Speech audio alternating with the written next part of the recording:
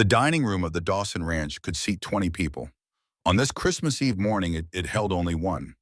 Cole Dawson stood at the head of the polished oak table, 43 years weathered into his frame like the Wyoming wind-carved stone.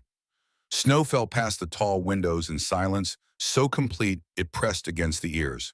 3 chairs sat draped in dust covers. The grandfather clock ticked in the hallway. No other sound broke the stillness. He owned half the valley. Every fence post bore his mark. Every head of cattle carried his brand. Every acre of grazing land answered to his name. The house his grandfather had built stood solid and grand, its rooms filled with furniture, hauled by wagon from St. Louis 40 years past. Empty rooms, cold rooms, rooms that echoed. Cole turned toward the corner where a wooden crate sat unopened. The word Christmas, written in his own hand 3 years ago, marked the lid. Inside were things Catherine had loved, painted wooden angels. Strings of cranberries their daughter Anna had helped thread when her hands were still small and clumsy with joy. When she was still alive. He covered the crate with a sheet and walked away. The stairs creaked under his boots as he climbed to the second floor. At the end of the hallway, a door stood half open. Beyond it, his father lay in bed, breathing with the careful effort of a man whose heart no longer kept reliable time. Elijah Dawson was 68 years old.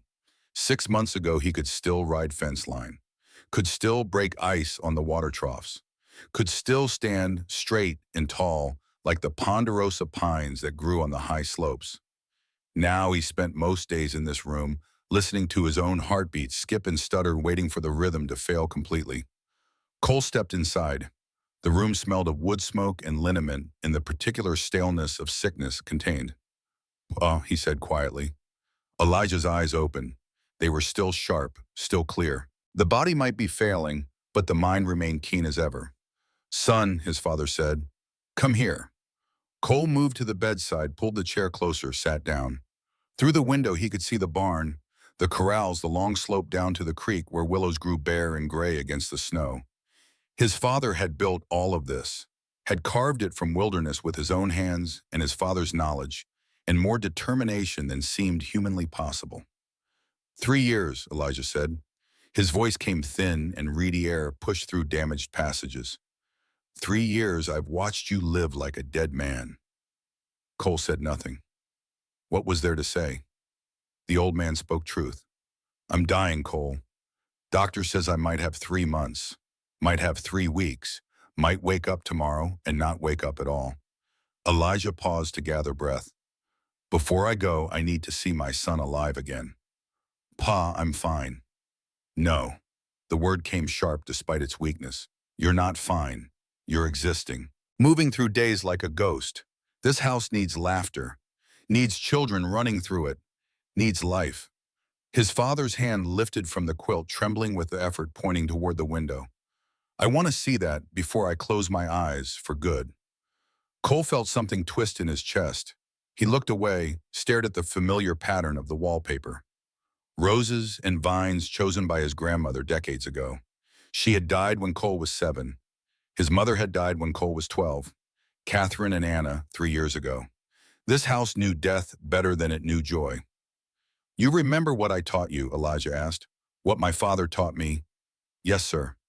Say it. Cole drew breath. A man is measured by who he protects, not what he owns. That's right. Elijah's hand dropped back to the quilt. You got 4,000 acres, 200 head of cattle, biggest house in the county. But what I see is my son dying inside. What I see is rooms with no purpose, land with no air, knowledge with nowhere to go. The clock downstairs chimed 9 times.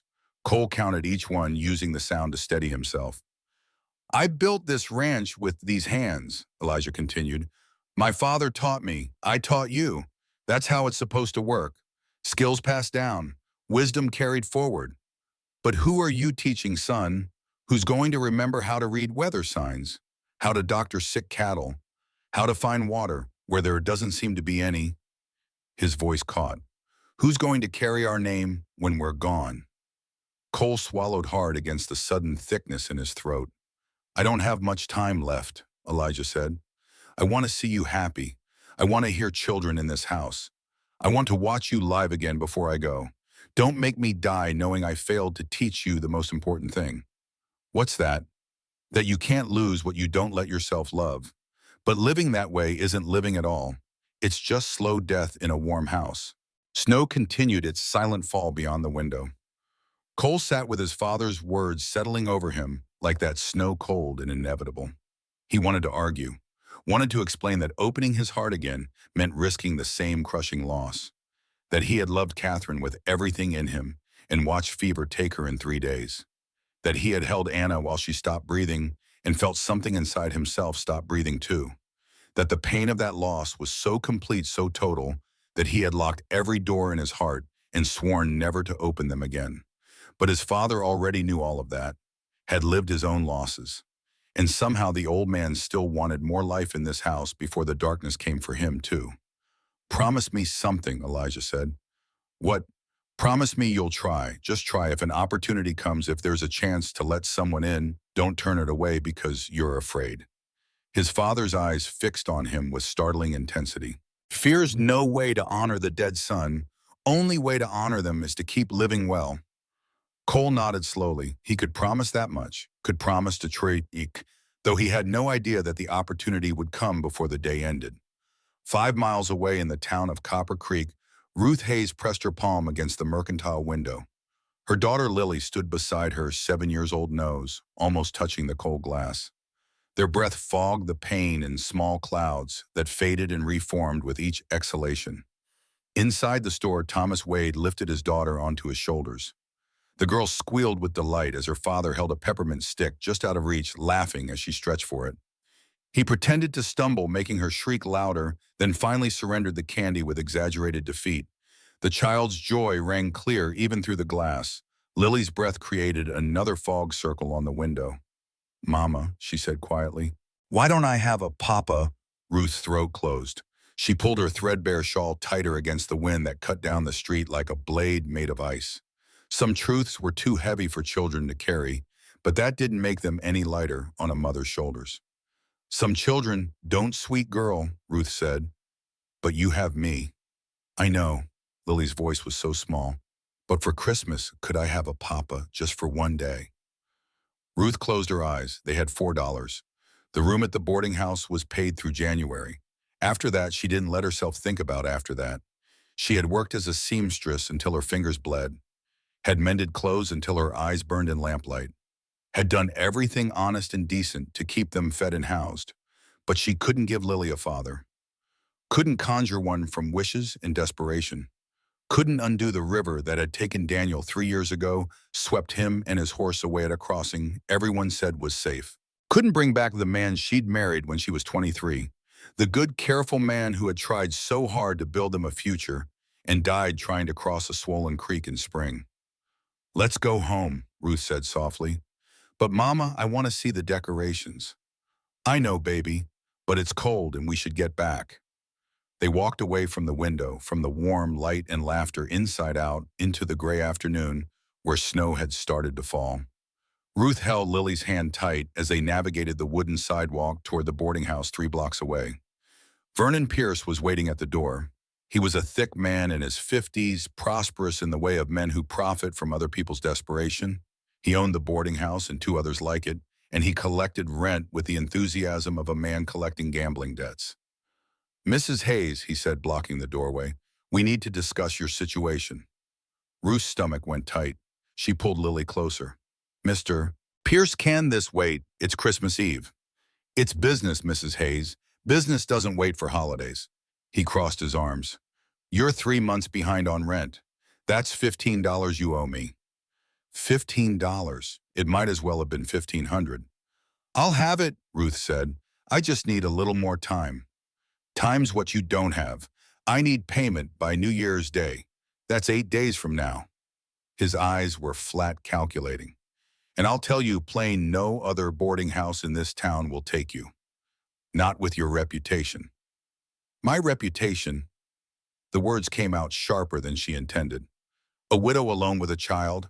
People talk. They wonder how you manage, whether you're truly proper." He shrugged. "I'm just saying what others say quieter. You pay by New Year's or you're out. And good luck finding another place that'll have you. He stepped aside, finally letting them pass into the dim hallway that smelled of boiled cabbage and coal smoke, and too many people living in too small a space. Inside their room, Ruth sat on the narrow bed and counted coins one more time. $4.30. Less than a third of what she needed. In 8 days. She looked at Lily, who sat on the floor with the corn husk doll Ruth had made her, drawing a face on it with careful pencil strokes. Just one day, the child had whispered before they left the mercantile. That's all I want for Christmas. Ruth made a decision that terrified and clarified her in equal measure. Tomorrow she would walk to the Dawson Ranch. She would ask the impossible, and somehow she would find the courage not to break when he said no. Cole came to town on Christmas morning to buy coffee. He hadn't planned to stay long. The mercantile was nearly empty, most people at home with family, and he was grateful for that. He paid for his purchase, nodded to the shopkeeper, and turned to leave. Ruth Merrick stepped into his path outside the door. "Mr. Dawson," her voice barely carried over the wind. Cole stopped recognizing her. The widow who took in laundry. The woman people spoke of with pitying looks and careful distance. She wore a coat too thin for the weather, her cheeks pale, her hands trembling. "Ma'am," he said, touching his hat brim. Behind her, a small girl with dark braids watched him with enormous eyes. She held at her mother's skirt with both hands, half hiding behind the worn fabric. Ruth glanced around. A dozen townspeople had stopped to watch. Mrs. Cordelia Blackwell stood frozen by the dry goods store, mouth slightly open. Thomas Wade paused mid-step on the opposite sidewalk. Old man Harrigan leaned on his cane by the post office, frankly staring. Ruth lifted her chin and met Cole's gaze directly. "I know this ain't proper, Mr. Dawson," she said. Each word seemed to cost her. "I know I got no right asking." She paused, gathering courage that was visible in the straightening of her spine, the setting of her jaw. "But could you pretend to be my daughter's father just for Christmas Day? She's never had one, and I can't give her much else." Her voice broke on the last words. The request hit Cole like a physical blow. He looked past Ruth to the child. 7 years old, maybe 8. The same age Anna would have been if fever hadn't taken her. Dark hair like Anna's had been. That same careful watchfulness of children who have learned the world is not entirely safe. He should refuse. This was improper, complicated, impossible. People were already whispering. Mrs. Blackwell's scandalized expression would be all over town by nightfall. Thomas Wade was frowning, clearly disapproving. But the little girl was staring at him with such careful hope that his chest ached. "For Christmas," Cole heard himself say. "Just Christmas Day." Ruth's eyes widened. "Truly, we'll make a day of it." The words came without conscious thought. "Come at first light. Bring whatever she needs. We won't impose, Mr. Dawson. We'll come at dawn and leave at dusk. I promise we won't take advantage of your kindness." "First light," he repeated and looked at the child. "That sound all right to you, miss?" The girl nodded, too stunned to speak. Her eyes had gone huge and bright. Cole walked to his horse, aware of every eye following him. His hands shook as he gathered the reins. What had he just agreed to? Behind him, he heard the little girl's small voice. "Thank you, Mr. Dawson. Thank you so much." He rode home without looking back. The snow fell harder now, covering his tracks almost as soon as he made them. By the time he reached the ranch, his father was awake and sitting in the armchair by the bedroom fire. "You were gone a while," Elijah said. Cole removed his hat, brushed snow from his shoulders. Then he told his father what he'd done. The words came slowly, carefully, like he was describing something he still didn't quite believe. When he finished, silence filled the room. Elijah watched him with an expression Cole couldn't read. The fire crackled. Outside, wind rattled the windows. "You did right, son," Elijah said finally. Cole blinked. "What?" "I said you did right. First time in 3 years you've done something because your heart told you to not, because duty demanded it." "But Pa, this isn't proper. People will talk. It's going to cause problems." "Let them talk." Elijah's voice carried more strength than it had in weeks. "You know what my father taught me, what I've been trying to teach you." He leaned forward slightly. "A man is measured by who he protects, not what he owns. You just chose to protect that woman and child, even if it's only for a day, even if it costs you gossip and judgment. That's what a man does." Cole sat down heavily in the other chair. I don't know why I said yes, he admitted. I should have refused, should have walked away. You said yes because that little girl reminded you of Anna. Because somewhere in that locked up heart of yours, there's still a father who wants to be a father. Elijah's eyes were gentle. Bring them here tomorrow. Let them stay as long as the day allows. Give that child one good memory of Christmas. Give yourself one good memory too. What if I can't do it? What if being around them just makes everything hurt worse? Then it hurts, but at least you'll be feeling something. His father's hand reached out, gripped his with surprising strength. I don't have much time left, Cole. Before I go, I want to see my son alive again. Even if it's just for one day, even if it hurts. Alive and hurting is better than dead inside. Cole nodded slowly. He looked at his father, really looked at him, and saw how thin the old man had become. How his skin had taken on a gray cast. How each breath seemed to require conscious effort. All right, Cole said. I'll do it right. Make it a real day for them. Good. Elijah settled back in his chair. Now help me downstairs. I want to sit at the table for supper. Want to see that dining room used for something other than gathering dust. They ate together that night, father and son, at opposite ends of the long table with empty chairs between them. But it felt less empty somehow, as if the promise of tomorrow had already begun filling the space. After supper, Cole went to the corner where the Christmas crate waited. He opened it with hands that wouldn't stay steady. On top lay a small wooden angel, its paint faded. Anna had carried it everywhere that last Christmas, calling it her angel baby. He set it carefully on the mantel beside Catherine's daguerreotype. His wife looked back at him, forever young, forever gone. I'm afraid, Maggie, he whispered to the empty room. Afraid of feeling anything again. Afraid of letting anyone in. Afraid I'll fail them the way I failed you and Anna. The house creaked around him. Wind pressed against the walls.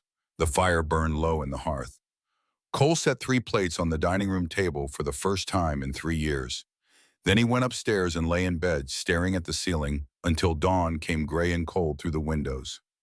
In town, Ruth sat on the edge of the narrow bed watching Lily sleep. The child clutched her corn-husk doll, face peaceful in dreams. Ruth had mended Lily's best dress by candlelight, each stitch a small prayer. She had been 23 when she married Daniel Merrick. He had been a good man, careful and kind, and she had loved him with the uncomplicated devotion of youth. They were going to build a future together, have a farm, have more children, grow old watching grandchildren play. Then the river took him. One moment he was guiding his horse across a spring crossing. The next moment the current had him and he was gone, swept away so fast Ruth barely had time to scream. They found his body 3 miles downstream 2 days later, caught in a log jam. She had been alone ever since. Not just widowed, alone. Her family was back in Ohio, too far and too poor to help. Daniel's family had never approved of the marriage and made it clear after his death that she was on her own. So she had worked, taken in sewing, taken in laundry, taken whatever work she could find that allowed her to keep Lily close. She had struggled and scraped and gone without so her daughter could eat. And still, it wasn't enough. Still, they were one disaster away from being on the street. Lily stirred in bed. Mama, her voice was sleepy, uncertain. Will tomorrow really happen? Yes, baby, it'll happen. And then we come home. Yes, then we come home. Ruth's throat tightened. Home was one room with a cracked window and a landlord who wanted them gone. Home was not enough and never would be. Go to sleep, sweet girl, she whispered. Lily settled back, clutching her doll tighter. Within moments, her breathing deepened into sleep again. Ruth finished the last stitch and blew out the candle.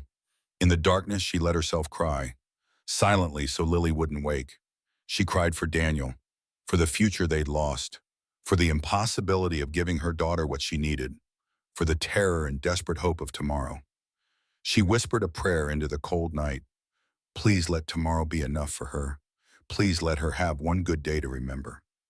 But she knew, as she had known from the moment she made her audacious request, that one day would never be enough. Not for Lily, and not, God help her, for herself either. The snow fell all night, covering the town in white silence. Christmas morning was coming. In their separate houses, Cole and Ruth stared into darkness and wondered what they had begun. They arrived at dawn. Two dark figures trudging through snow that reached Lily's knees. Cole had been awake since 4, pacing the hallway, second-guessing everything. When he saw them coming up the long drive, he stopped at the window and watched. Ruth walked with her shoulders back, despite the cold, despite the obvious exhaustion.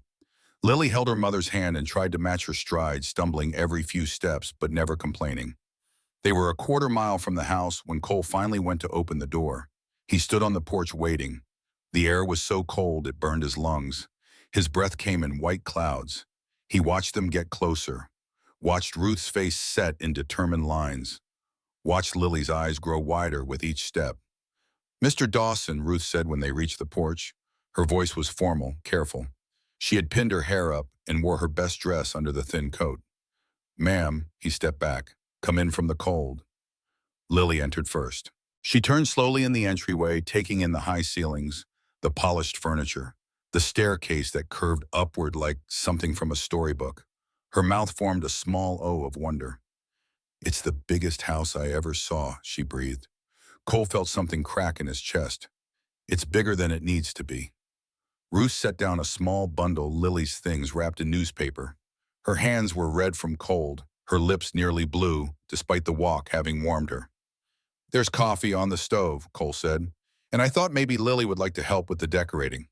He gestured toward the parlor where the Christmas crate sat open, its contents spread across the floor. Painted ornaments, strings of dried cranberries, candle holders shaped like stars, and in the center, the wooden angel. Lily looked at her mother. Ruth nodded. The child moved toward the parlor like she was approaching something holy. Cole found himself following. He and Ruth stood in the doorway watching Lily lift each ornament with reverent care. She held up a glass bird with a red breast. "This one's beautiful. What's it called?" "A cardinal." Cole's voice was rough. "Someone I knew loved those." Lily hung it carefully on a branch of the small pine tree Cole had cut yesterday. Then she found the wooden angel. She cradled it in both hands, turning it slowly to see every angle. "Was this yours when you were little?" she asked. "It belonged to my daughter." Ruth's sharp intake of breath told him she'd caught the past tense. "Where is she now?" Lily asked with the terrible innocence of children. "She's in heaven, honey, with her mama." Lily was quiet for a long moment. Then she stood on tiptoes to hang the angel on the highest branch she could reach. "Now she can watch over your tree," she said solemnly. "Is that all right?" Cole couldn't speak. He nodded. They spent the morning decorating. Lily's joy was infectious, breaking through his careful reserve like sun through clouds. She chattered about everything. Her doll, her friend Lucy at school, the stray cat she fed behind the boarding house, how her mother could sew anything, how she wanted to learn to read better. Ruth worked quietly in the kitchen, preparing the Christmas meal. Cole joined her, feeling awkward but strangely compelled to help. "You didn't have to do all this," she said, watching him carve the turkey he'd bought 2 days ago. "It's Christmas. It's pretend." "Maybe." He met her eyes. "But the turkey's real. And she's happy. That's real too." Ruth looked away, but not before he saw her eyes glisten. Upstairs, Elijah heard the voices and smiled. He dressed carefully, taking 3 times as long as it should have taken. His hands shook with effort. His heart stuttered and skipped. But he got himself presentable. "Cole," he called from the top of the stairs. Cole appeared at the bottom, concern creasing his face. "Pa, you should stay in bed." "Not today. Today I'm meeting our guests." He gripped the banister. "Help me down, son." Cole climbed the stairs and took his father's arm. Together they descended slowly, one step at a time. Ruth and Lily stood at the bottom watching. When they reached the ground floor, Elijah studied Lily with eyes that had gone bright. "Hello, child," he said gently. "I'm Elijah, Cole's father." Lily performed a small, perfect curtsy. "Hello, sir." Elijah laughed, a sound like rusty hinges finding motion again.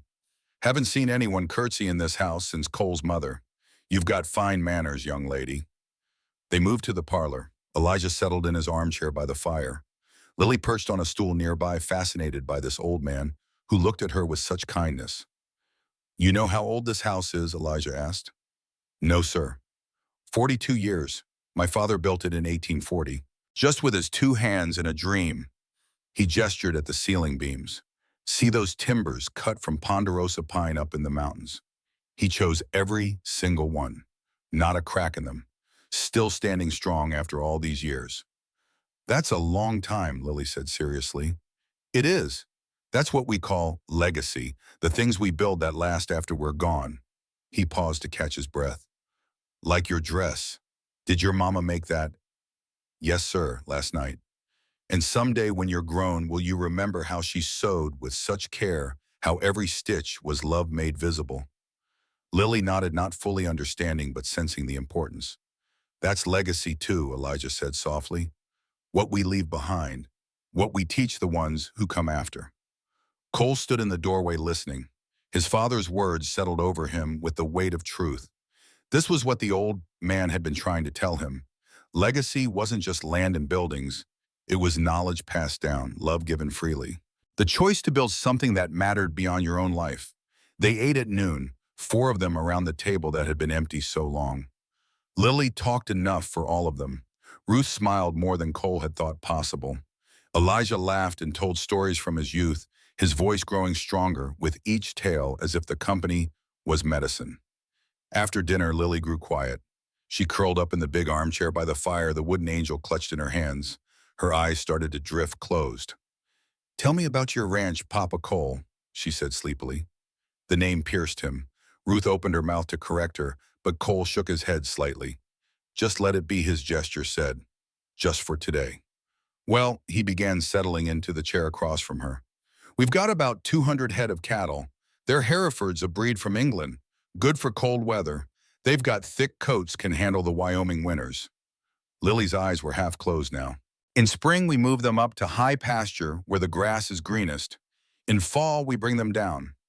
It's called transhumance, old word for moving with the seasons. His voice softened as her breathing deepened.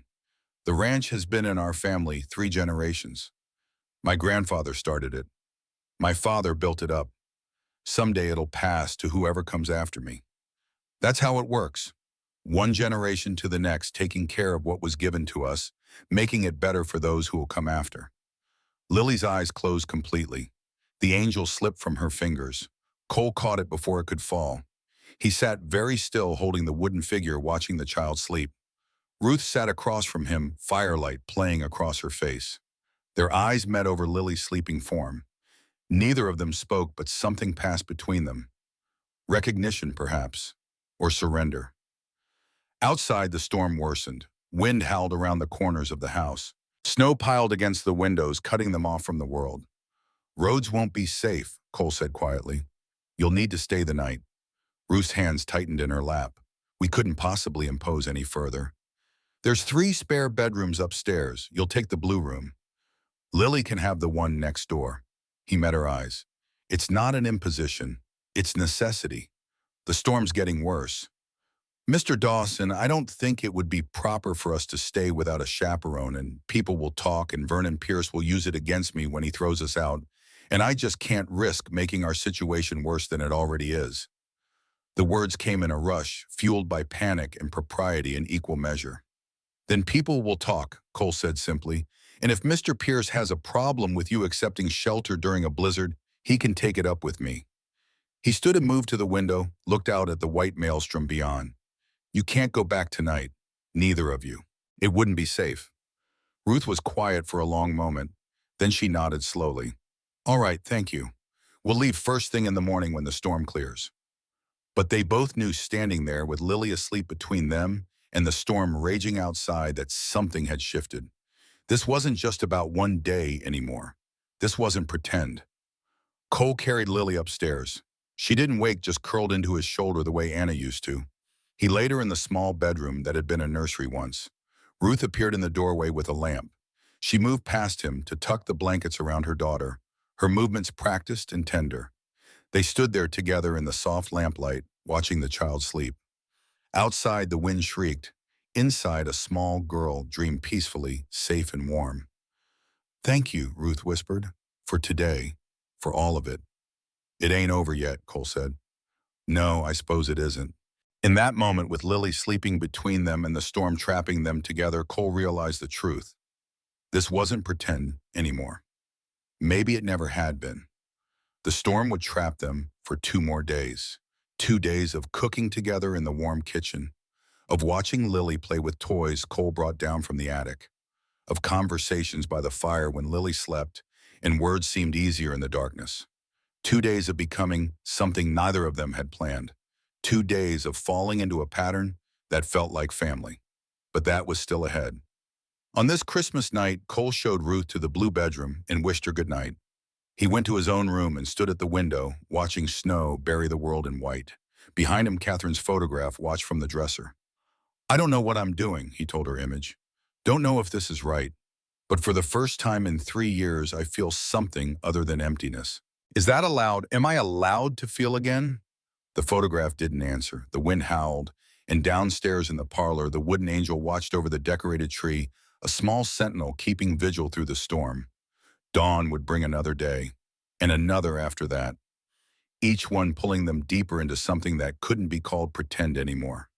Each one making it harder to imagine going back to the loneliness that had been. But they didn't know that yet.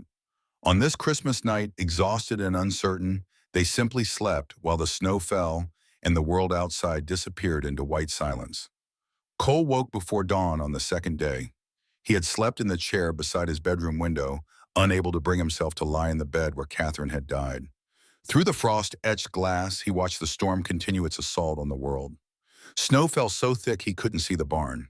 Wind drove it horizontal across the fields, erasing every fence line, every landmark, every trace of human presence. They were truly trapped now. He dressed in the cold room, his breath visible in the gray light.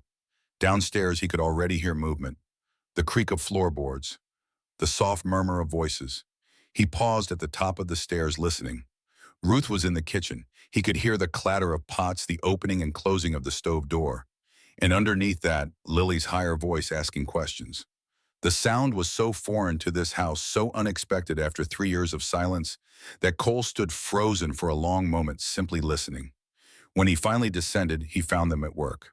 Ruth stood at the stove with an apron tied around her waist, one he recognized as having belonged to Catherine. Lily sat at the kitchen table wielding a wooden spoon like a scepter flower, dusting her cheeks in the front of her dress. They had made themselves at home. Ruth's shawl hung by the door. Lily's doll sat on the windowsill keeping watch. Small signs of occupation that somehow made the space feel less empty than it had in years. "Morning," Cole said from the doorway. "Papa Cole." Lily jumped up, flour puffing from her dress in a small cloud. "Mama's teaching me to make biscuits. Want to help?" The name struck him again. Papa Cole. He should correct her. Should remind her this was temporary, that he wasn't her father, that this was all just borrowed time. But the words wouldn't come. Instead, he found himself rolling up his sleeves. "Show me what to do," he said. Lily beamed. She demonstrated with exaggerated seriousness how to cut the butter into the flour, how to work the dough without overworking it, how to shape each biscuit with gentle hands. Ruth watched from the stove, a small smile playing at the corners of her mouth. They worked together in the warm kitchen, the three of them moving around each other like they had done this 100 times before. Lily got flour everywhere, in her hair, on the floor, across the front of Cole's shirt when she sneezed. Ruth laughed and wiped it from her daughter's nose. Cole found himself smiling without quite knowing why. The biscuits came out golden and steaming. They ate them with butter and honey at the kitchen table while the storm raged beyond the walls. Lily chattered between bites about everything and nothing. Ruth ate with quiet contentment. Cole discovered he was hungry in a way he hadn't been in years. After breakfast, a knock came at the kitchen door. Cole opened it to find Ben Cooper standing in the snow. Bundled in so many layers, he looked twice his normal size. "Morning, Mr. Dawson," the boy said. His voice was muffled by the scarf wrapped around his face. "Pa said you might need help with the stock." "Come in, son. Get yourself warm first." Ben stamped snow from his boots and entered. He pulled down the scarf, revealing a 16-year-old face reddened by cold. His eyes went to Ruth and Lily with shy curiosity. "Mrs. Hayes, this is Ben Cooper. His father, Jake, is my foreman. Ben, this is Mrs. Hayes and her daughter, Lily." "Ma'am, Miss Lily." Ben nodded to each of them, clearly uncomfortable with social niceties. "There's hot coffee on the stove," Ruth said, "and biscuits if you're hungry." Ben's eyes lit up. "Thank you kindly, ma'am." While Ben ate, Cole gathered supplies for checking the livestock. The storm was too fierce for moving cattle, but they needed to make sure the animals near the barn had feed and water. that the chicken coop hadn't collapsed under the snow weight, that no calves had been born in the cold. "Can I come?" Lily asked, appearing at his elbow. "It's too cold, honey," Ruth said quickly, "but I want to see the cows." Cole looked out at the white fury beyond the window. No place for a child? But something in Lily's eager face made him hesitate. Anna had loved the animals, had begged to go to the barn with him every morning. He had always said no, always said it was too cold, or too dangerous, or too much work. Anna was dead now. Those refused moments were gone forever. "Tell you what," he said, "Ben and I will check everything. Then when we get back, if the storm breaks enough, I'll take you to see the chickens. They're close and the henhouse has a stove. Deal?" Lily considered this gravely. Deal. Cole and Ben bundled into their heaviest coats and pushed out into the storm. The cold hit like a fist. Snow drove into their faces with stinging force. They bent their heads and fought toward the barn using the rope Cole had strung between buildings as a guide. Inside the barn, it was warmer thick with the smell of hay and animals. Horses shifted in their stalls. Cole checked each one while Ben forked down fresh fodder. They worked in companionable silence, the kind that comes between people who understand each other without need for words. "She's a good woman," Ben said finally, nodding back toward the house. "Yes. And the little girl is sweet." "Yes." Ben pitched another forkful of hay. "Pa says you're different since they came. Says you're more like you used to be." Cole paused in his work. "Your pa talks too much." "Maybe, but he's right, though." Ben leaned on his pitchfork. "My ma died when I was 8. I remember how Pa was after, like he was just going through motions. Then he met Emma, and it was like someone lit a lamp that had gone out." He ducked his head, embarrassed by his own eloquence. "I'm just saying sometimes people get second chances." Cole said nothing. What was there to say? The boy was wise beyond his years, or maybe grief aged you that way, taught you to recognize it in others.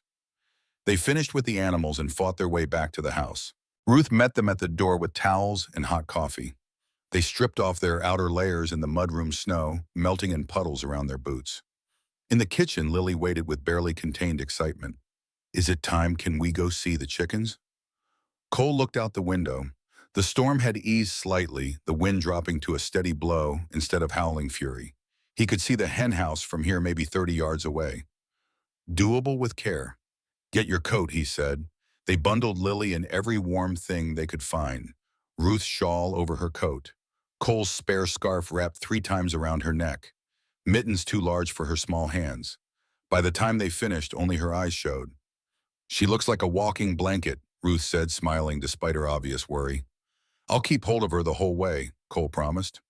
They ventured out together, Cole gripping Lily's hand tight. The wind pushed at them, but the worst had passed. Snow fell in fat, lazy flakes now, instead of the earlier stinging fury. Lily trudged beside him, taking 2 steps for each of his determination, visible even through all her layers. The henhouse was warm when they entered, heated by a small stove Cole kept burning through winter. 2 dozen chickens roosted on their perches or scratched at the floor. They regarded the visitors with the ancient suspicion of birds. "They're so pretty," Lily breathed. Cole showed her how to gather eggs, how to move slowly so as not to startle the hens, how to feel for warmth to know if an egg was freshly laid. Lily's small hands were gentle and careful. She collected 6 eggs with the concentration of someone performing surgery. "These are for our breakfast tomorrow," she asked. "That's right. Mama will be so proud." She cradled the eggs like precious stones. "Can I learn to take care of them, the chickens?"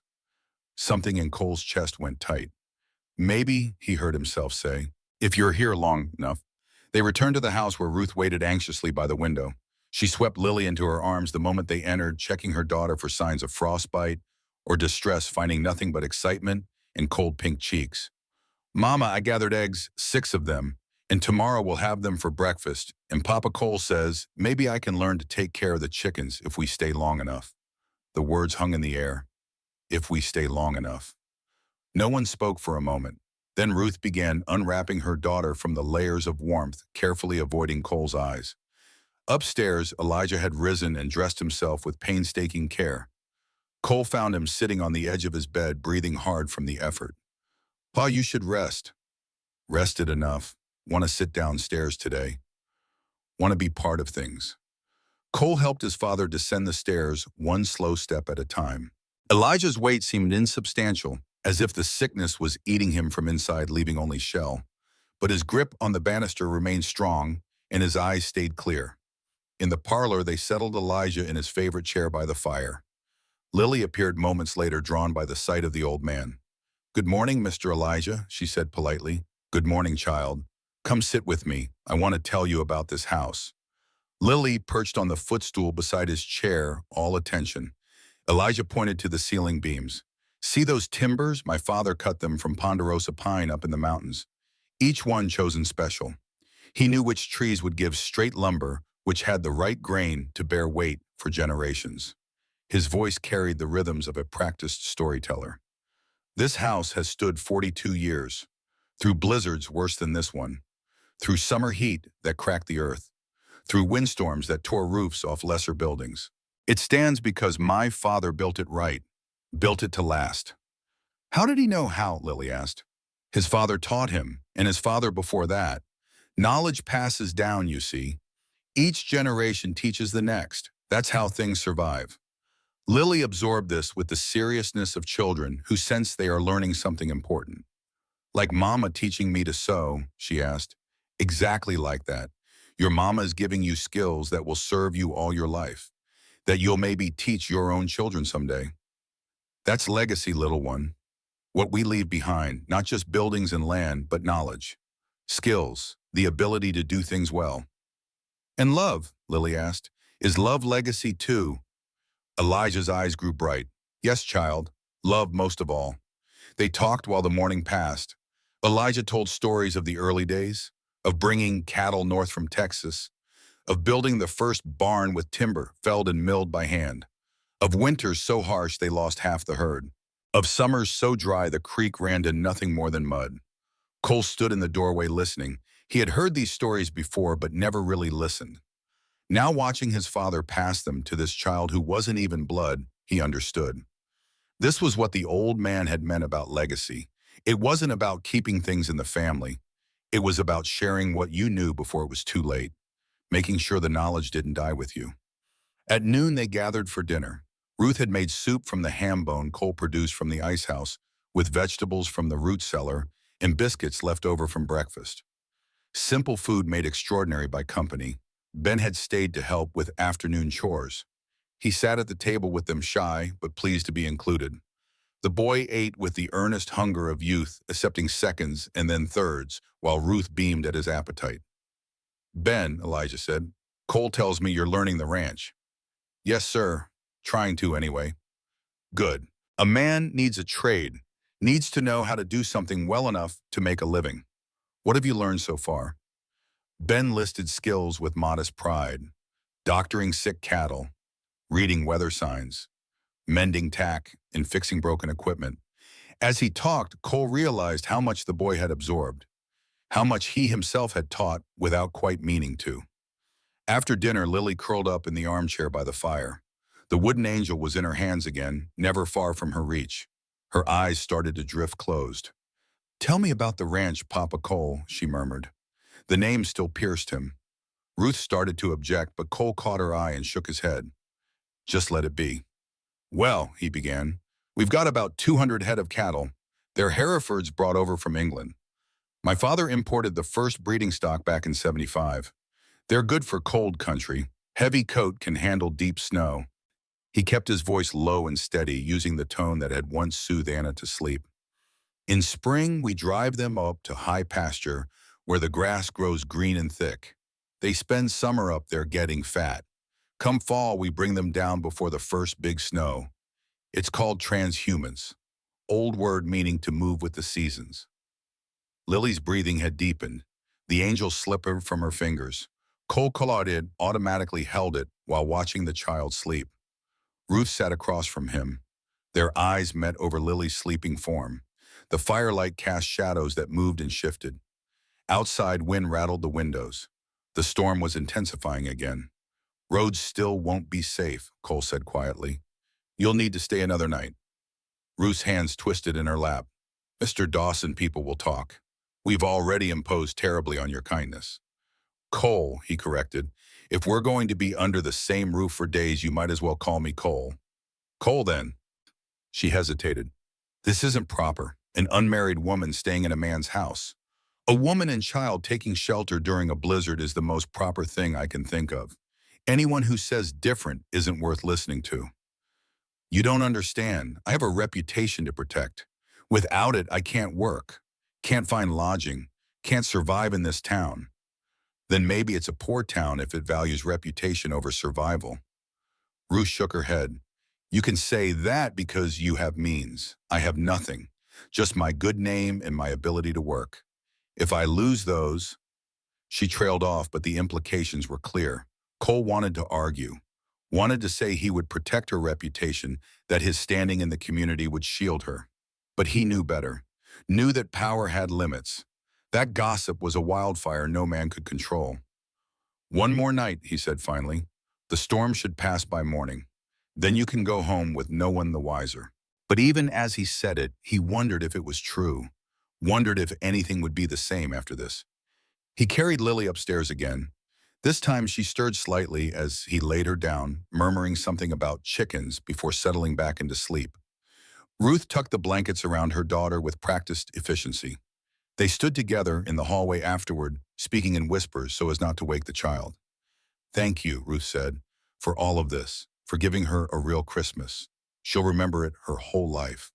It's been good for me, too. Good for my father. This house needed laughter again. Still, you didn't have to do any of it. You could have said no in town. I know. Why didn't you? Cole thought of Moss then. About the moment in front of the mercantile when Ruth had made her impossible request. About the way Lily had looked at him with those enormous, hopeful eyes. Because she reminded me of my daughter, he said finally. And I remembered every time I said no to Anna. Every time I said it was too cold or too late or I was too busy.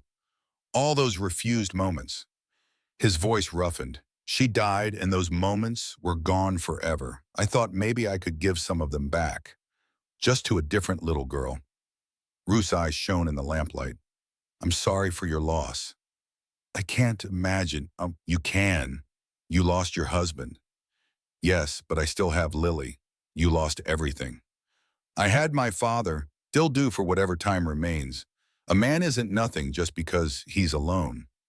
No, Ruth agreed softly, but he's less than he could be. They stood in the dim hallway close enough that Cole could smell the faint scent of flower that still clung to her, close enough to see the fine lines that worry had drawn around her eyes. She was 30 years old and looked 40. Poverty aged people that way, ground them down until they were old before their time. You should rest, he said. Tomorrow will likely bring more storm before it clears.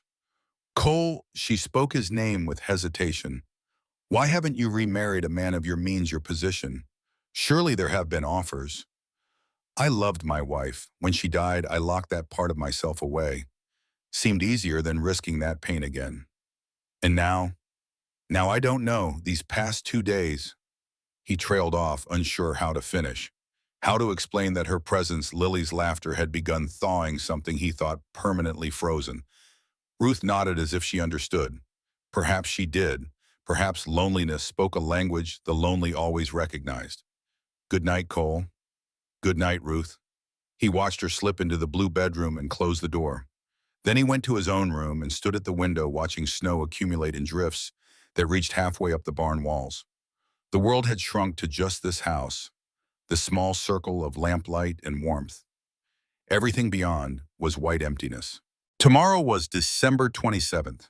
The storm would continue. They would spend another day trapped together. And with each passing hour, the pretense would grow thinner. The truth would grow harder to deny. Cole didn't sleep that night. He sat in the chair and watched snow fall and thought about second chances, about whether a man could love again after loss, about whether he had the courage to try on. Morning came gray and reluctant. Cole descended to find Ruth already at work in the kitchen. She had found the sourdough starter in the pantry and set bread to rising. Coffee filled the pot on the stove. The kitchen smelled of yeast and warmth and something else, something like home. You didn't have to do all this, he said. I know, but I can't just sit idle. It's not in me. My mother was the same, always had to be working at something. They made breakfast together, eggs from yesterday's gathering fried in butter, bacon from the smokehouse, bread toasted on the stove. Lily appeared yawning, her hair tangled from sleep, and climbed into a chair at the table. "Did the storm stop?" she asked hopefully. Cole looked out the window. If anything, the wind had picked up overnight. Snow fell in sheets that reduced visibility to nothing. "Not yet, honey." "Good," Lily said with satisfaction. "I like it here." Ruth shot her daughter a look but didn't correct her. What was there to say? The child spoke simple truth. After breakfast, Cole taught Lily to play checkers. They sat at the parlor table with the board between them while Ruth worked at mending. Her needle flashed in the lamplight as she repaired a tear in one of Cole's shirts, working without being asked, finding small ways to contribute. Ben arrived mid-morning, having fought through the storm from the foreman's house a quarter-mile away. He brought news that all the livestock were weathering the storm well. No losses overnight. No calves born in the cold. Good fortune given the conditions. "Stay for dinner," Cole offered. "No sense fighting your way back just to return this afternoon." Ben stayed. He sat by the fire and watched Cole play checkers with Lily, smiling at the girl's delight each time she captured one of Cole's pieces. Whether Cole was letting her win or whether she truly had a knack for strategy was unclear. Probably some of both. Elijah came down just before noon, leaning heavily on the stair rail. He looked grayer than yesterday, but his eyes were bright when he saw their small gathering. "Like old times," he said to Cole. "Remember when this house was full, when your mother's family would visit for holidays?" "I remember. Good times. A house should be full, should have voices and laughter and life." He settled into his chair with evident relief. "This is what I wanted to see before I go, son. You surrounded by people again. Living instead of just existing." Over dinner, Elijah told more stories. About bringing cattle up from Texas in the late 1860s. About fights with rustlers and negotiations with the railroad. About the year locusts came and ate everything, leaving the land bare as winter. About droughts and floods and all the ways nature tried to break those who tried to tame the frontier. "But we survived," he concluded. "Know why? Because we helped each other.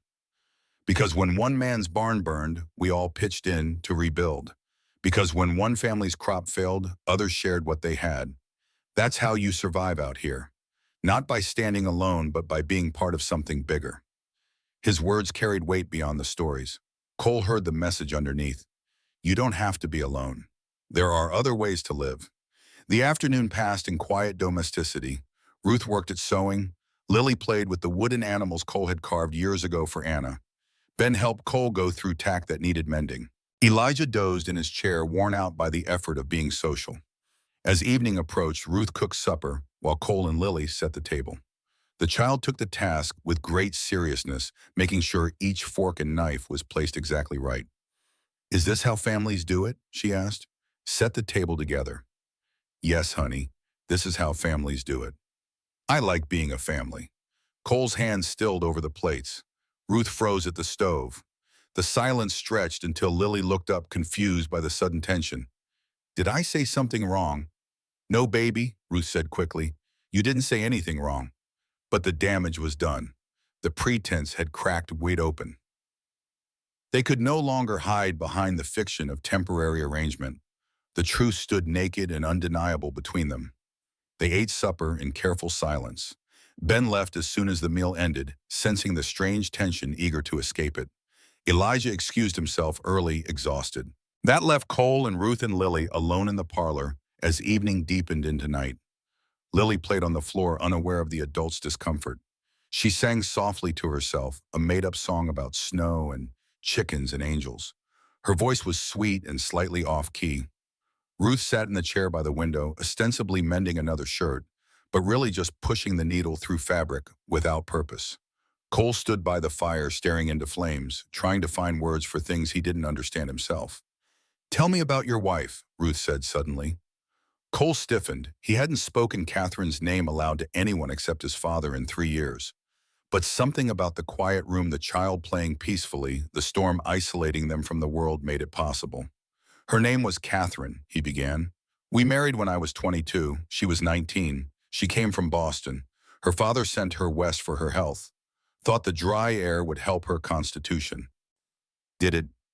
For a while, she seemed to thrive here. We were happy. He paused, remembering. She wanted children. Lots of them. Wanted this house full of noise and life. We tried for years before Anna came. Catherine was so happy when she finally got pregnant. Like all her dreams were coming true at once. And Anna was perfect, smart and funny and full of questions. She loved the ranch, loved the animals, would follow me everywhere asking to help with everything. His voice roughened. I was always saying no, always saying it was too cold, too dangerous, too much work. Thought I had all the time in the world to teach her things. Then the fever came. Yes, spring of '79. Catherine took sick first. High fever couldn't keep anything down. Doctor said it was something going around. Said she'd recover. He gripped the mantle, knuckles white. She died in 3 days. Anna got sick the day we buried Catherine. She lasted 2 days. Ruth made a small sound of sympathy. I held her while she died, Cole continued. Held my little girl and felt her go still. And something in me died with her. I buried them on the hillside where wildflowers grow in spring. Then I came home and locked every door in my heart, swore I'd never let anyone close enough to hurt me like that again. But you can't live that way. I tried. For 3 years I tried, and it worked after a fashion. I didn't hurt, but I didn't feel anything else either, just went through motions, work and sleep and nothing in between. What changed? Cole looked at Lily still playing on the floor, oblivious to their conversation. A woman asked me an impossible favor, and for some reason I said yes. Ruth set down her sewing. Oh, I need to tell you something. All right. I wake up scared every morning, scared I can't protect her, scared I can't provide what she needs, scared one disaster will leave us on the street. Her voice stayed steady through the admission. A mother's supposed to be enough, but I look at my daughter and know I'm failing her. She needs more than I can give. You're not failing. You're doing everything humanly possible. It's not enough. She needs stability, needs a home, needs... Ruth gestured helplessly at the room at the house at him. Needs things I can never provide. You provide love. That's worth more than any house. Is it though? Will love keep her warm when we're on the street? Will it feed her when we have no money? Will it protect her from men who see a widow and child as easy targets? Ruth's composure cracked. I'm so tired, Cole. Tired of being scared. Tired of failing. Tired of pretending I'm enough when I know I'm not. Cole moved to sit in the chair opposite her. You're the strongest person I know. The fact that you're still standing, still fighting, still keeping that little girl safe and happy despite everything. That's not weakness. That's strength beyond measure. It doesn't feel strong. It feels like drowning in slow motion. They sat in silence. The fire crackled. Outside wind continued its assault on the house. Lily had moved to the chair, was climbing into it with the wooden angel in her hands. Papa Cole, she said, can I ask you something? Sure, honey. When people go to heaven, do they stop loving people on earth? The question stole Cole's breath. He looked at the child and saw genuine curiosity on her face. What makes you ask that? Because Mama says my papa is in heaven, and your little girl and your wife are in heaven too. Lily's face was serious. Do they still love us? Cole looked at Catherine's photograph on the mantel. Thought about Anna's tiny hand in his, her last labored breath. Yeah, he said, voice breaking. They still love us. Love doesn't stop just because somebody leaves. Then it's okay to love new people too, because love don't run out. She said it with the certainty of the very young. Right, Ruth made a small sound. Cole couldn't speak at all. Lily climbed into his lap, trusting and natural fitting against him like she belonged there. I love you, Papa Cole. Is that okay? He wrapped his arms around her. Over her head, he met Ruth's eyes. She was crying silently, tears streaming down her face. Yeah, honey, Cole managed. That's okay. That's real okay. Lily settled against his chest, content. Within minutes, she was asleep. Cole held her, this child who wasn't his, and felt something he had thought dead come painfully back to life. It hurt. God, it hurt. Like blood returning to frozen limbs, like lungs remembering how to breathe, like a heart learning to beat again. He looked at Ruth and saw the same pain, the same terrifying hope on her face. We should leave tomorrow, Ruth whispered. Storm's past enough. We've imposed too much already. What if you didn't leave? The words came without thought. Ruth stood abruptly. Mr. Dawson. Cole. You've been more than kind, but this isn't real. This is just... Does it feel like pretend to you? Because it stopped feeling like pretend to me about 2 days ago. Ruth wrapped her arms around herself. I can't. We can't just... You don't know what you're saying. I know exactly what I'm saying. 1 week ago, you didn't know we existed. You can't build a life on a Christmas agreement in 2 days snowed in. Why not? Because it's not real. Her voice broke. You're lonely and she's sweet and I'm convenient. But when the snow melts and life goes back to normal, you'll remember who you are and who we are. You'll remember we don't belong here. She fled upstairs before he could respond. Cole sat alone holding sleeping Lily and realized he'd just lost something he hadn't known he was reaching for. Outside, the storm had passed. The sky was clearing. Stars appeared between clouds. By morning, the roads would be open. By morning, they would leave. He looked at Lily's sleeping face and his heart shattered all over again. Dawn came cold and merciless. Cole stood at his bedroom window watching pink light creep across snow that glittered like broken glass. The storm had passed. The world looked clean and new and entirely indifferent to the wreckage about to unfold. He had not slept, had spent the night in the chair watching stars wheel overhead, thinking about Ruth's words, thinking about the look on her face when she fled, thinking about the weight of Lily sleeping in his arms and how right it had felt, how terrifying. Below him he heard movement. Ruth was awake. He could picture her gathering their few belongings, wrapping Lily's things in newspaper, preparing to leave. Erasing every trace of their presence as if these 3 days had been nothing more than a peculiar dream. Cole dressed slowly. His hands felt clumsy on the buttons. His reflection in the small shaving mirror showed a man who looked older than 43, worn down by loss and the prospect of more loss to come. When he descended, he found Ruth in the kitchen. She had already packed their bundle, already put on her threadbare coat, already prepared herself for departure. But she was making breakfast, one last gesture of gratitude, or perhaps an excuse to delay the inevitable moment of leaving. Morning, Cole said. Ruth, startled, nearly dropped the pan she was holding. Morning, I thought I'd make breakfast before we go. Return the kindness you've shown us. You don't have to. I know, but I want to. They worked in silence, moving around each other with the careful distance of people who had been too close and now retreated to safer ground. The coffee smelled bitter. The bacon burned at the edges. Everything felt wrong. Lily came downstairs still in her nightgown, hair tangled from sleep. She looked between them with the intuition children have for adult distress. Are we leaving? She asked quietly. Yes, baby. The storm's passed. We need to get back to town. But I don't want to leave. I want to stay with Papa Cole and Mr. Elijah and the chickens and everything. Ruth's face went tight. We can't stay. This isn't our home. But it could be. Papa Cole said maybe I could learn to take care of the chickens if we stayed long enough. That was just talk, Lily. Just pretend. Now go get dressed. The child's face crumpled, but she obeyed, trudging back upstairs with shoulders hunched. Cole watched her go and felt something twist in his chest. She doesn't understand, Ruth said softly. She's just a child. She doesn't know this was only ever temporary. Does she not, or do we just keep telling ourselves that to make it easier? Ruth's hand stilled over the stove. Don't. Don't what? Don't make this harder than it already is. She turned to face him, eyes bright with unshed tears. I have to go back. I have to face Vernon Pierce and find a way to pay him and keep us from being thrown into the street. I have to survive in a town that will be buzzing with gossip about the widow who spent 3 days at the Dawson Ranch unchaperoned. I have to protect what little reputation I have left. I told you last night I'll protect you. How? By making me your charity case, by having people whisper that I traded my virtue for a warm bed and food. That's the only protection you can offer, Cole. And it would destroy me faster than poverty ever could. She was right, and he knew it. The frontier might be wild, but its social rules were iron. A widow's reputation was all she had.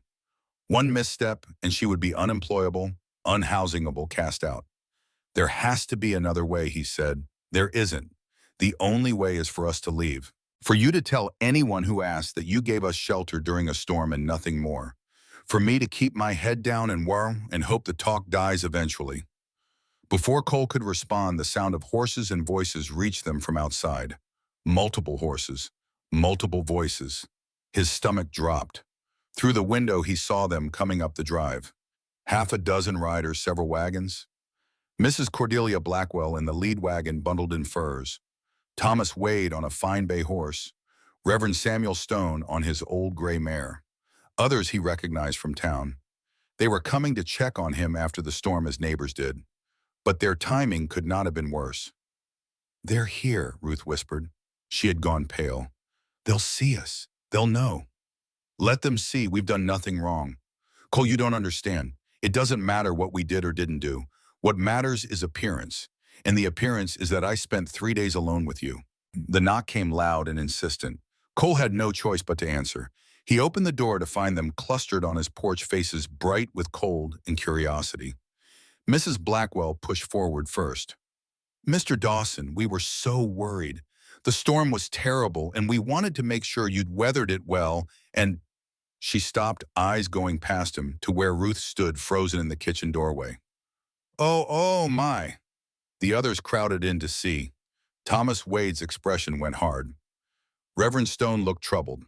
The ranch wives began whispering to each other, voices carrying in the cold air.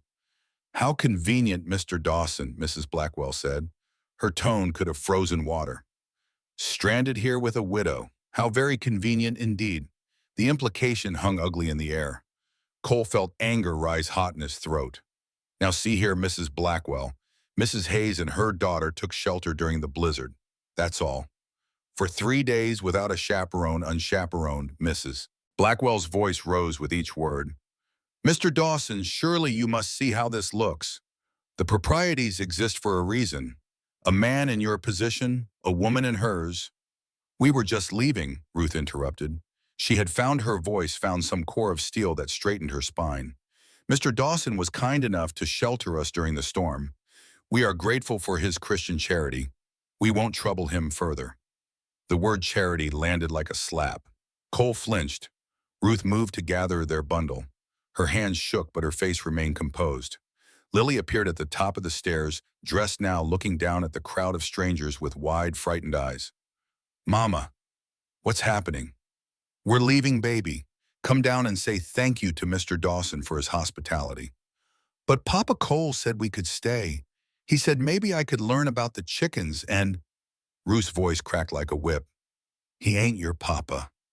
The words fell into sudden silence. Everyone stopped, stared. Lily's face went white.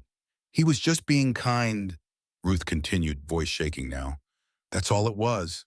Kindness. Nothing more. Now come along." Cole stood frozen. He should speak, should defend them, should claim them in front of all these people and damn the consequences. But old fear rose up, paralyzing him. What if he failed them? What if he let them in and they left like Catherine and Anna left? What if he opened his heart and lost again? So he stayed silent. Lily descended the stairs slowly. Tears streamed down her face, but she made no sound. She looked at Cole with such betrayal in her eyes that he felt something break inside. Ruth gathered their things with shaking hands. She kept her head high, but Cole could see the cost of that dignity, could see how she was shattering inside. "Thank you for your hospitality, Mr. Dawson," she said with terrible formality. "We won't trouble you again." She walked out. Lily stumbled after her, looking back once with an expression that would haunt Cole for days to come. The townspeople parted to let them pass. Some looked sympathetic. Others looked satisfied, as if some natural order had been restored. Mrs. Blackwell sniffed with obvious approval. "Well, I'm glad you came to your senses, Mr. Dawson. A man in your position can't be too careful about appearances. People might have gotten the wrong idea." Cole watched through the window as Ruth and Lily trudged down the long drive toward town. The little girl kept looking back. Ruth kept pulling her forward. They grew smaller and smaller until they disappeared over the rise. "Mr. Dawson," Reverend Stone's voice was gentle. "Are you all right?" Cole couldn't answer, couldn't speak. He stared at the empty space where they had been and felt the house closing in around him. All these people in his home, filling it with noise and judgment and certainty, and he had never felt more alone. They stayed another hour, inspecting the house, talking about storm damage. discussing town news, acting as if nothing momentous had just occurred, as if they hadn't just witnessed something precious being destroyed by propriety and fear. When they finally left, Cole stood in the sudden silence and heard it like a ringing in his ears. The house that had felt alive for 3 days was dead again. Every room echoed. Every surface seemed to mock him with absence. He found the wooden angel on the floor by the armchair. Lily had dropped it in her hasty departure. He picked it up, held it, felt its familiar weight. Anna had held this. Now Lily had held it. And now it was just a piece of painted wood again, meaning nothing to no one. Upstairs, Elijah called for him. Cole climbed the stairs, feeling like each step required monumental effort. His father sat propped in bed, face gray with exhaustion from the morning's exertion of getting dressed. But his eyes were sharp and knowing. "They're gone," Elijah said, not a question. "Yes, and you let them go. What choice did I have? You could have claimed them, right there in front of everyone. Could have said, 'These are mine now, and anyone who has a problem with that can take it up with me.'" "Pa, it's not that simple. There's her reputation, my standing, what people would say." "To hell with what people say." Elijah's voice carried surprising strength. "You think your grandfather cared what people said when he staked his claim out here? You think I cared when I married your mother against her family's wishes? The only opinions that matter are yours and hers, and that child's. I can't just, can't what, can't live, can't love, can't take a chance on something real because you're afraid it might hurt." Elijah closed his eyes. "I'm dying, son. Maybe got days, maybe weeks, and I'm more alive right now than you've been in 3 years, because I know what matters.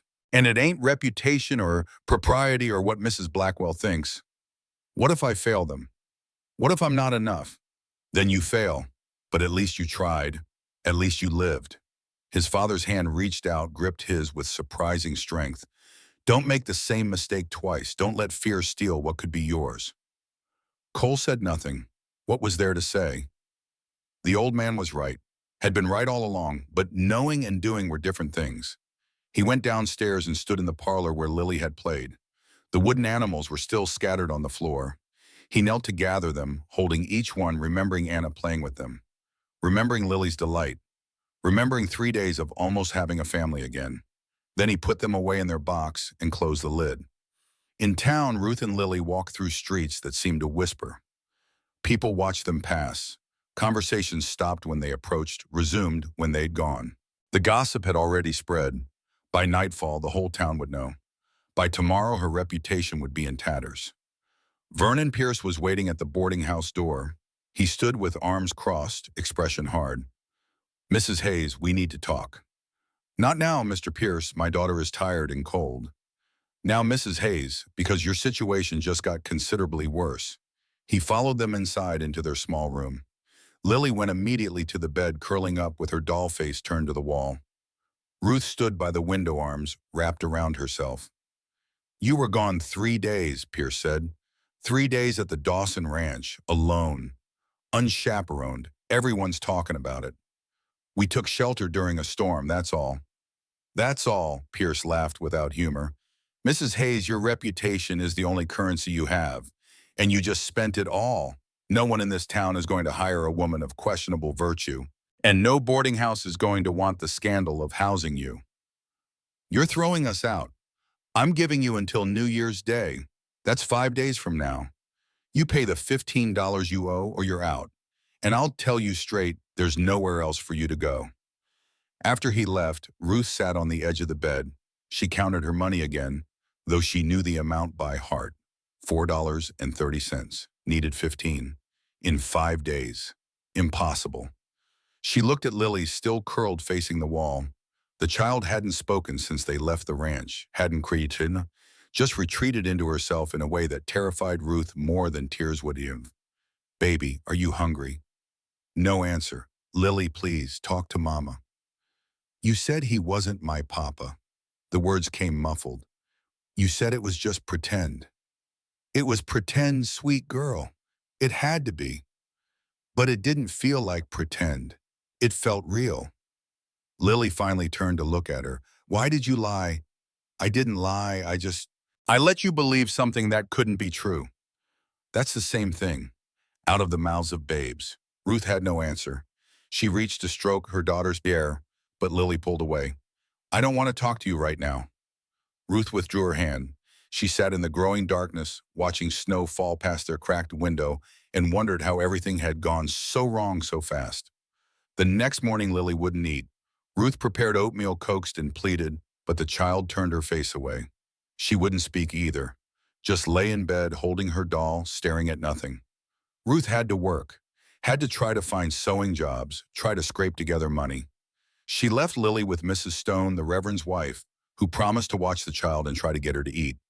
Ruth made her rounds. Every door closed in her face. Every potential employer suddenly had no work available.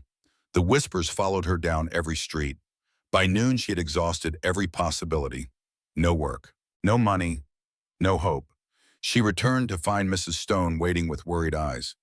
She hasn't eaten anything, won't speak, just lies there. Mrs. Stone touched Ruth's arm gently. That child is grieving, Ruth.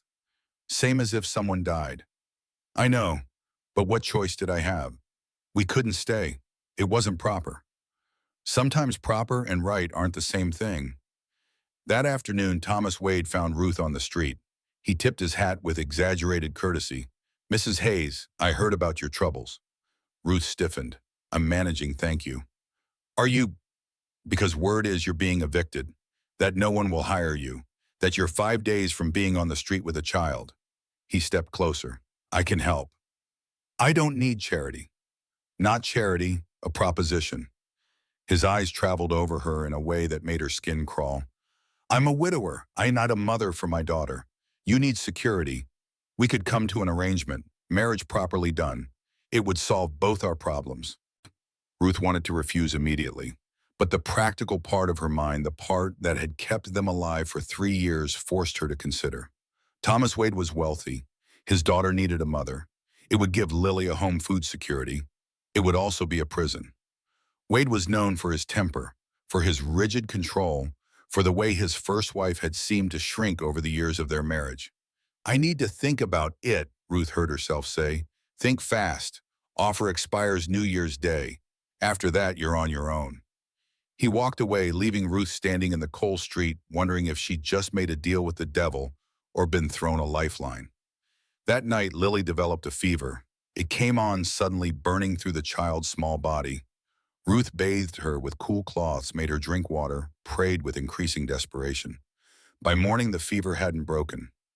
Lily lay listless, barely responsive, her skin hot and dry. Ruth spent her last $1.50 on the doctor. He examined Lily with professional thoroughness, then pulled Ruth aside. There's no infection I can find, no sickness I can identify. He kept his voice low. Mrs. Hayes, I've seen this before. Sometimes children get sick when their spirits are sick, when they've lost something precious. The body reflects what the heart feels. What are you saying? I'm saying that child is heartbroken, and until that heals, her body won't heal either. He put on his hat. Keep her warm, keep her hydrated, and for God's sake, give her something to hope for. After he left, Ruth sat by her daughter's bed and cried.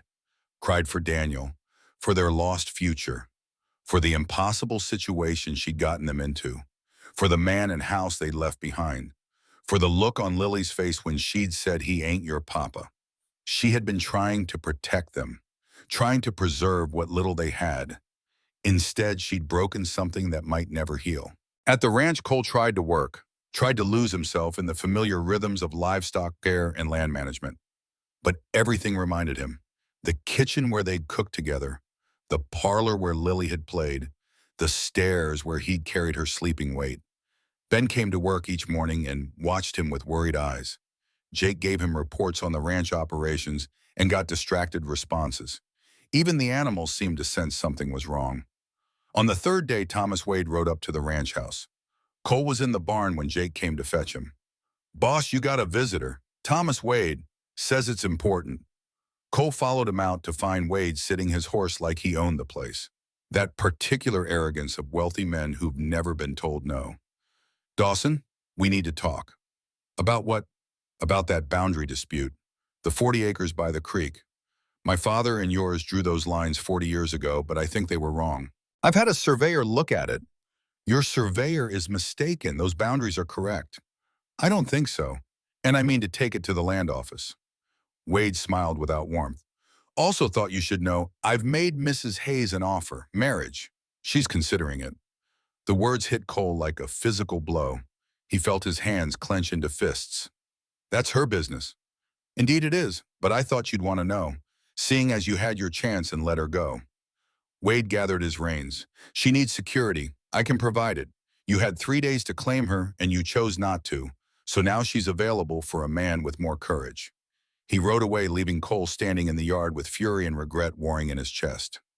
Jake appeared at his elbow. You gonna let him talk to you like that? What choice do I have? You could go get her. Go to town and tell her you made a mistake. Tell her you want them here. It's not that simple. It is exactly that simple. You love her or you don't. You want them here or you don't. Everything else is just excuses. Cole turned on him. You don't understand. I can't just... Can't what? Can't live. My Emma's been dead 6 years and I found love again. You think it was easy. You think I wasn't scared, but I did it anyway because the alternative was dying alone. Jake's voice was fierce. That little girl's sick because of you. Mrs. Stone told my wife, told her Lily won't eat, won't talk, is running a fever that won't break. She's dying of a broken heart. You want that on your conscience? Lily's sick. Has been for 2 days. Doctor says there's nothing physically wrong. Says she's grieving like someone died. Cole felt his world tilt. Lily was sick. Because of him. Because he'd been too much of a coward to fight for them. I have to go, he said. Yes, you do. Right now. Cole started toward the barn to saddle his horse, then stopped. First, he needed to do something else. Something he should have done 3 years ago. He saddled up and rode not toward town, but toward the hillside where wildflowers grew in spring, where 2 graves waited under winter snow. The cemetery was silent except for wind through bare branches. Cole dismounted and walked to where Catherine and Anna lay side by side beneath a cottonwood tree. The headstones were simple, just names and dates, no poetry, no promises, just the bare facts of lives too short. He cleared snow from the stones with his bare hands, not bothering with the shovel. The cold bit at his fingers, but he barely felt it. When both stones were clear, he knelt between them. I don't know what to do, Catherine, he said. The words came easier than he expected. There's this woman, this little girl, and I think I love them. Both of them. But I'm afraid. The wind moved through the branches above. A cardinal landed on Catherine's headstone, bright red against white snow. Catherine had loved cardinals, had called them hope birds, spots of color in gray winter. I'm afraid of losing again, Cole continued. Afraid of failing them the way I failed you and Anna. Afraid of opening my heart and having it torn out again. The cardinal cocked its head, watching him with bright eyes. But that's a lie, isn't it? I didn't fail you. You got sick. That wasn't my fault. And Anna, his voice broke. Anna died because fever took her, not because I wasn't good enough. I've been carrying guilt that isn't mine to carry. The cardinal sang one clear note. You wouldn't want me to be alone forever, would you? Wouldn't want me to lock myself away and stop living. You'd tell me to open my heart, to take the chance, to live. He pressed his palm against the cold stone. I loved you, Catherine. Loved you with everything I had, and I'll carry you always. But I need to live now. Need to love again if I can. Is that allowed? The wind whispered through the pines. The cardinal took flight, a flash of red against winter white, and disappeared into the trees. Cole stood. He looked at the graves of his wife and daughter and felt something shift inside. Not forgetting, never forgetting, but releasing, letting go of the guilt that had chained him to the past, choosing to walk into an uncertain future instead of remaining trapped in yesterday. Thank you, he said to the silent stones, for everything, for the years we had, for the love we shared. I'll remember you always, but I'm going to live now. You understand that, don't you? The hillside gave no answer, but somehow Cole felt lighter as he walked back to his horse, felt something that had been locked tight beginning to open. He rode home with purpose now. with direction.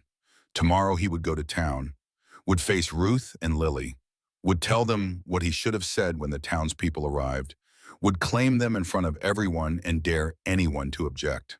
But when he arrived back at the ranch, Jake was waiting with a grim face. "Boss, we got problems. Real problems."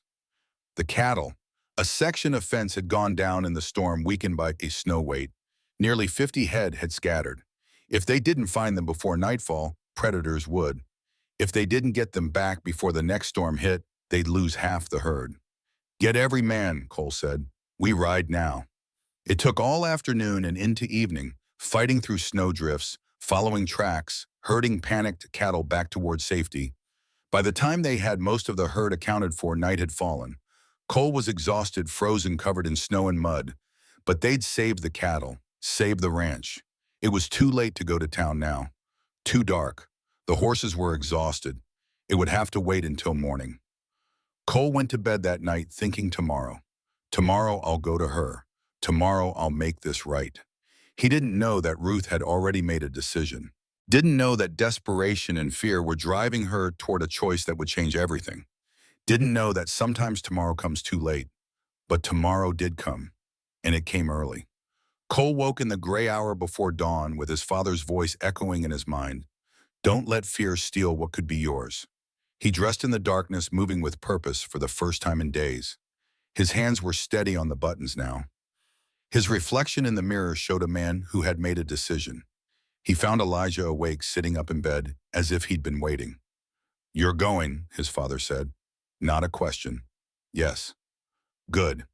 Elijah's hand lifted in something between blessing and farewell. "Bring them home, son. Bring them home where they belong." Cole descended to find Jake already in the kitchen, coffee brewing. "Thought you might need this," the foreman said, handing him a cup.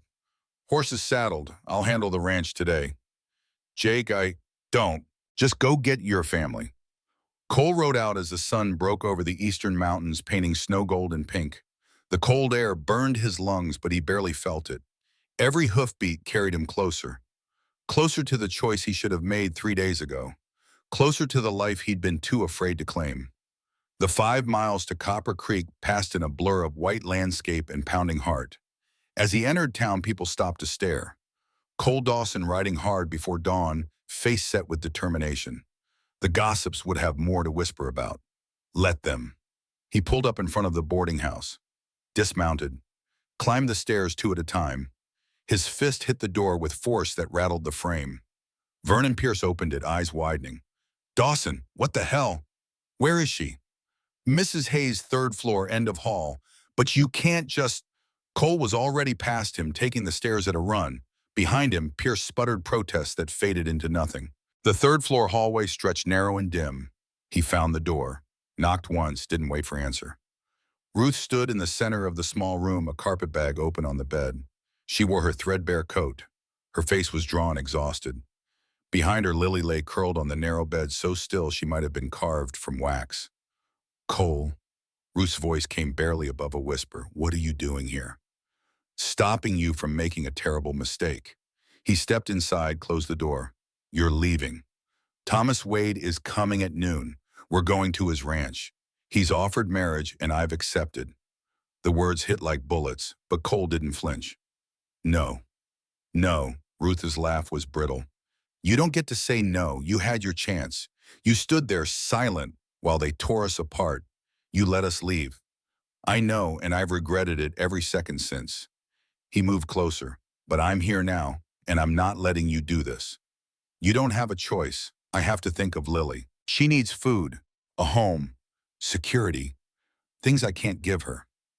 She needs love. She needs you. She needs..." He gestured toward the bed. "Look at her, Ruth. Really look." Ruth's composure cracked. "I know. She's been like this for 3 days. Won't eat, won't talk. The doctor says her heart is broken." "Then let me fix it. Let me fix all of it." "How?" "By offering charity again. By making me your obligation." Ruth's voice rose. "I won't be pitied, Cole. I won't be the poor widow you saved out of guilt." "Is that what you think this is?" Cole closed the distance between them. "Guilt, obligation. Ruth, I'm in love with you." The words fell into sudden silence. Ruth stared at him, lips parted, unable to speak. I love you, Cole repeated. And I love that little girl. I want you both at the ranch, not as charity, not as obligation, as my family, as my wife and daughter. Cole, you can't mean... I mean every word. I should have said it 3 days ago. Should have told Mrs. Blackwell and Thomas Wade and the whole damn town to go to hell. Should have claimed you right then. His hands found hers. I was afraid of losing again, afraid of failing. But the only failure is living without trying. Ruth was crying now, silent tears streaming down her face. The town will never accept it. They already think I'm ruined. Then we'll give them something real to talk about. He pulled her close. Marry me, Ruth, today, right now, in front of everyone. Let them see I'm choosing you, that you're choosing me, that we're building something they can't tear down with gossip. It's insane. It's necessary. A small voice came from the bed. Papa Cole. They both turned. Lily had pushed herself up on one elbow. Her face was pale, her eyes enormous and fever bright. But she was looking at Cole with something like hope. Papa Cole, is that really you? Cole crossed to the bed in 3 strides. He knelt beside it, took the child's small hand in his. Yeah, honey, it's really me. Are you taking us home? If your mama will let me, if you'll forgive me for being a coward. What's a coward? Someone who's too scared to fight for what he loves. But I'm not scared anymore. He looked over his shoulder at Ruth. Say yes, please. Ruth moved to the bed, sat on the edge, her hand joining theirs. Lily, baby, Mr. Dawson is asking if we want to go live at the ranch, forever, as a real family. What do you think, forever and forever? Lily's voice was stronger now. Forever and forever, Cole confirmed. And I can learn about the chickens. You can learn about everything. Then yes. Lily sat up fully now. Yes, yes, yes. Cole stood, pulling the Ruth up with him. Then we're doing this. Right now, before Wade shows up, before Pierce can object, before fear changes anyone's mind. But how? We can't just... Yes, we can. He strode to the door, threw it open. Pierce stood in the hallway, clearly eavesdropping. Pierce, Mrs. Hayes is leaving, right now. She won't be back. She owes me $15. Cole pulled bills from his pocket. Here's 20. Keep the change. Consider it payment for your discretion. His tone made clear it wasn't a request. Pierce took the money with trembling hands. People are going to talk. Let them. Cole turned back to Ruth. Gather what you need. We're leaving. I need to dress Lily properly. She needs to go home. Everything else we can handle later. Ruth moved with sudden decision, wrapping Lily in blankets, gathering their few possessions. Cole watched her work, saw the way her hands had stopped shaking, saw determination replacing fear. They descended the stairs together. Cole carried Lily, the child's arms wrapped around his neck. Ruth walked beside them, chin high. In the boarding house common room, a dozen residents had gathered to watch. Cole addressed them all. I'm taking Ruth Hayes and her daughter to be my family. Anyone who has a problem with that can take it up with me. Anyone who speaks ill of Mrs. Hayes will answer to me personally. Is that clear? Silence. Then Mrs. Stone stepped forward, the Reverend's wife, who'd cared for Lily. It's about time, Mr. Dawson. That child needs you, and I suspect you need them just as much. She turned to the gathered crowd. Anyone here who thinks less of Ruth Hayes for accepting love and security can examine their own hearts, because I see nothing but blessing in this. Murmurs of agreement, not universal, but enough. Cole carried Lily out into the morning. The street was filling now, people heading to work, to market, to wherever morning routines took them. They stopped when they saw Cole Dawson standing on the boarding house steps with a child in his arms and Ruth Hayes at his side. Thomas Wade was riding up the street. He saw them. His face went hard. Dawson, what the hell do you think you're doing? Taking my family home. Cole's voice carried clear and strong. Mrs. Hayes has accepted my proposal of marriage. We're to be wed today. Wade dismounted, strode forward. The hell you are. She accepted my proposal. We had an arrangement. No arrangement was finalized, and she's made her choice. Cole shifted Lily's weight, kept his stance relaxed but ready.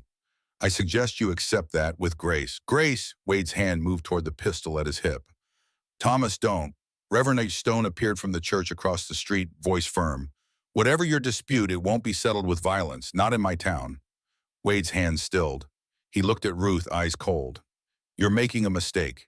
He's just a lonely widower looking for someone to fill his empty house. When the novelty wears off, that's enough. Ruth stepped forward. Cole Dawson is twice the man you'll ever be. And if you ever speak ill of him again, you'll answer to me. Wade stared at her, then at Cole, then at the growing crowd of townspeople watching with fascination. Fine, he mounted his horse. But don't come crying when this falls apart. He rode away. The tension broke. People began whispering, some shocked, some approving, all transfixed by the drama unfolding. Mrs. Blackwell pushed through the crowd.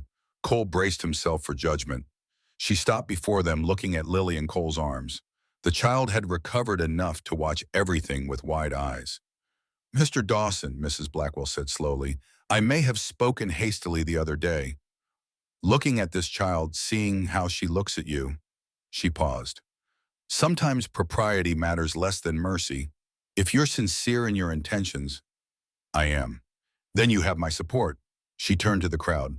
Anyone who shuns Mrs. Hayes after she becomes Mrs. Dawson will find themselves unwelcome at my table. Are we clear? The murmurs shifted, became supportive. Mrs. Blackwell's endorsement carried weight that even gossip couldn't overcome. Reverend Stone approached. If you're serious about marrying today, I can perform the ceremony. But Cole, you need to be certain. This isn't just about saving Ruth and Lily. It's about building a life together. I've never been more certain of anything. Stone looked at Ruth. And you? Ruth met his eyes. 3 days ago, I thought I was asking for 1 day of pretend, but it stopped being pretend the moment we arrived. I love him, Reverend, and I want to build that life. Then come to the church in 2 hours. I'll need time to prepare, and Mrs. Stone will want to help Ruth get ready. He smiled. It's not every day we have a wedding on such short notice. The next 2 hours passed in a blur of activity. Mrs. Stone and several churchwomen swept Ruth away to prepare. Cole took Lily back to the ranch where Elijah waited. You did it, his father said, eyes bright with tears. You actually did it. Not yet, but I will. Cole looked down at Lily, who was eating her first meal in 3 days with appetite returning. We both will. He bathed and shaved and put on his best suit. Elijah dressed too determined to attend despite his weakness. They rode back to town in the ranch wagon, Jake driving Ben beside him, both grinning like fools. The church was packed. What had started as scandal had transformed into event. Everyone wanted to witness Cole Dawson's redemption, Ruth's second chance, the miracle of love found in unlikely places. Ruth stood at the front of the church in a borrowed dress. The church women had worked magic finding something suitable, arranging her hair, making her beautiful. Not that she needed help. Cole thought she looked like everything he'd never dared hope for. Lily stood between them as Reverend Stone began the ceremony. The child held both their hands, linking them together. Dearly beloved, Stone began, we are gathered here in the sight of God in this community to witness the joining of Cole Dawson and Ruth Hayes in holy matrimony. The words washed over Cole. He heard them but barely registered them. All his attention was on Ruth's face, on the tears streaming down her cheeks, on the peril that transformed her from careworn to radiant. Cole, do you take Ruth to be your lawfully wedded wife, to have and to hold from this day forward, to love and to cherish in sickness and in health for as long as you both shall live? I do. His voice rang clear. Ruth, do you take Cole to be your lawfully wedded husband, to have and to hold from this day forward, to love and to cherish in sickness and in health for as long as you both shall live? I do. Her voice matched his in strength. And do you both promise to love and care for Lily as your daughter, to raise her with faith and love and devotion? We do, they said together. Stone smiled. Then by the power vested in me, I pronounce you husband and wife. Cole, you may kiss your bride. Cole did, gently, reverently, sealing promises made. The church erupted in applause. Lily threw her arms around both of them, laughing for the first time in days. The sound was like bells ringing like spring coming after endless winter. They walked down the aisle together, the three of them. Cole's ranch hands lined the steps outside, forming an arch with their hats.